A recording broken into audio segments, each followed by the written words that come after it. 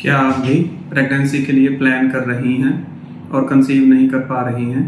क्या आपके डॉक्टर ने आपको HSG यानी कि ट्यूब टेस्ट करवाने की सलाह दी है, पर किसी डर या झिझक की वजह से आप इसको नहीं करवा रही हैं? तो आइए जुड़िए आज हमारे साथ। आज करते हैं हम HSG टेस्ट पर विस्तृत चर्चा। Good morning everyone, I am doctor Aman Gupta from Gem hospital and IVF centre Bathinda. Infertility के ट्रीटमेंट में HSG यानी कि ट्यूब टेस्ट का बहुत ही इम्पॉर्टेंट रोल है। HSG की फुल फॉर्म होती है हिस्टीरो साल्पिंगोग्राफी।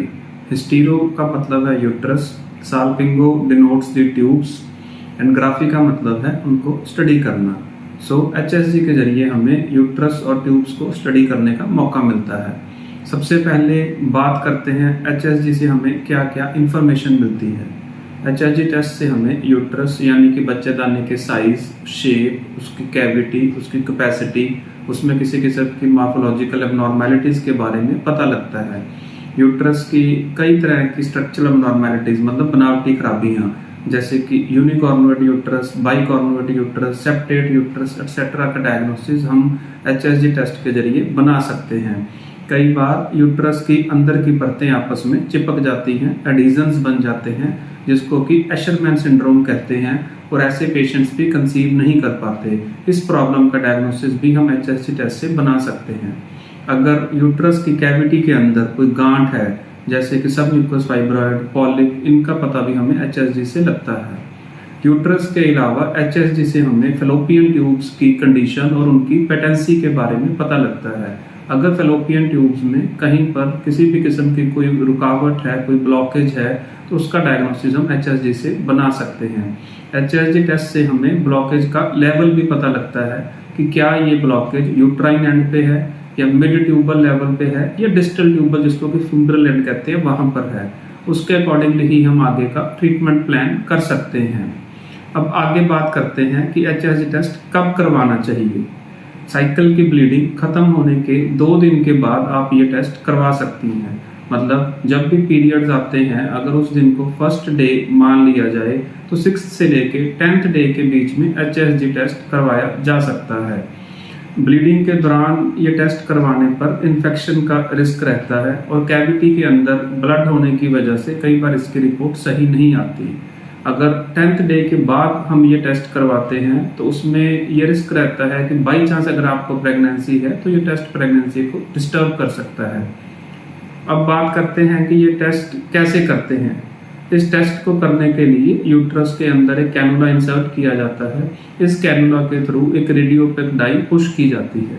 ये रेडियोपेक डाई पहले यूट्रस की कैविटी को फिल करती है और उसके बाद ये ट्यूब्स में आती है। अगर ट्यूब्स पेटेंट हैं, मतलब अगर ट्यूब्स खुली हैं, तो ये ट्यूब में से होते हुए पेल्विस में आ जाती है। इस टेस्ट के दौरान 4 से 5 एक्सरे लिए जाते हैं, जिससे कि हम डाई की मूवमेंट को रिकॉर्ड कर सकते हैं। डाई की मूवमेंट को फ्लोरोस्कोपी के जरिए भी हम ट्रैक कर सकते हैं। इस टेस्ट को करने में 15 से 20 मिनट का समय लगता है और पेशेंट को सेम डे घर भेज दिया जाता है। इसकी रिपोर्ट भी पेशेंट को सेम डे ही दे दी जाती है। अब आते हैं सबसे इम्पोर्टेंट क्वेश्चन पे, जो पेशेंट हमसे अक्सर पूछते हैं कि इस टेस्ट के दौरान दर्द कितना होता है। तो मैं ये आपको बताना चाहूँगा कि जब डाई पुश की जाती है तो कुछ पेशेंट्स अपने पेट के निचले हिस्से में हल्का सा क्रैम्पिंग पेन महसूस करते हैं, लेकिन ये बहुत हल्का पेन होता है और जल्दी ही ठीक हो जाता है। टेस्ट करने से आधा घंटा पहले आप एक दर्द का इंजेक्शन भी ले सकते हैं, जिससे कि ये दर्द और कम महसूस होता है। अगर आप दर्द को लेके बहुत ज़्यादा चिंतित हैं तो हम ये टेस्ट अंडर एनेस्थीसिया भी कर सकते हैं। उसमें इंट्रावीनस मतलब IV लाइन के जरिए आपको दवाई दे दी जाती है और आपको सुला दिया जाता है। उसके बाद आपको इस टेस्ट का बिल्कुल भी पता नहीं लगता। अब बात करते हैं कि इस टेस्ट के बाद क्या सावधानियां रखनी चाहिए। जिस दिन आप ये टेस्ट करवा के घर जाती हैं, आपको लाइट डाइट लेनी चाहिए और रेस्ट करना चाहिए। नेक्स्ट डे से आप अपनी नॉर्मल एक्टिविटीज रिज्यूम कर सकते हैं। किसी पेशेंट को आने वाले 2 या 3 दिन में पेट के निचले हिस्से में हल्का सा दर्द महसूस हो सकता है या हल्की फुल्की स्पॉटिंग या ब्लीडिंग हो सकती है। इन चीज़ों से बिल्कुल भी घबराने की जरूरत नहीं है। ये चीज़ें बेसिक मेडिसिन से ठीक हो जाती हैं। अब अगला जो इम्पोर्टेंट क्वेश्चन है कि हमें ये टेस्ट कब नहीं करवाना चाहिए। अगर आपको प्रेगनेंसी का डाउट है तो हमें ये टेस्ट बिल्कुल नहीं करवाना चाहिए, क्योंकि इस टेस्ट में डाई यूज की जाती है और एक्सरे लिया जाता है जो कि ग्रोइंग बेबी के लिए हार्मफुल है। अगर आपको किसी किस्म का पेल्विस या यूट्रस में इन्फेक्शन है तब भी उस इन्फेक्शन का ट्रीटमेंट करने के बाद ही हमें ये टेस्ट करवाना चाहिए। अगर आपको पुराने टाइम में किसी डाई या कंट्रास्ट से एलर्जी की हिस्ट्री है तब भी ये टेस्ट हमें अवॉइड करना चाहिए।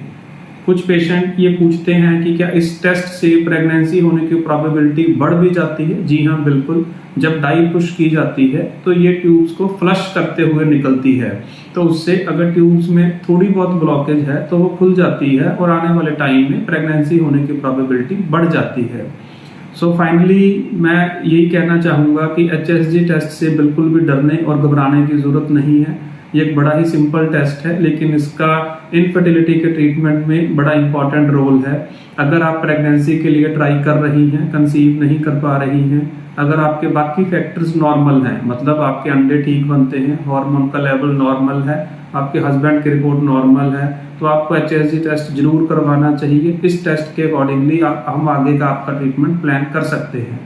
मेरे हिसाब से आज आपको HSG के बारे में जो भी दिमाग में क्वेश्चन होंगे वो सारे उन सब का आंसर आपको मिल गया होगा। फिर भी अगर आपके दिमाग में कोई डाउट है तो आप हमसे कांटेक्ट कर सकते हैं। Thank you.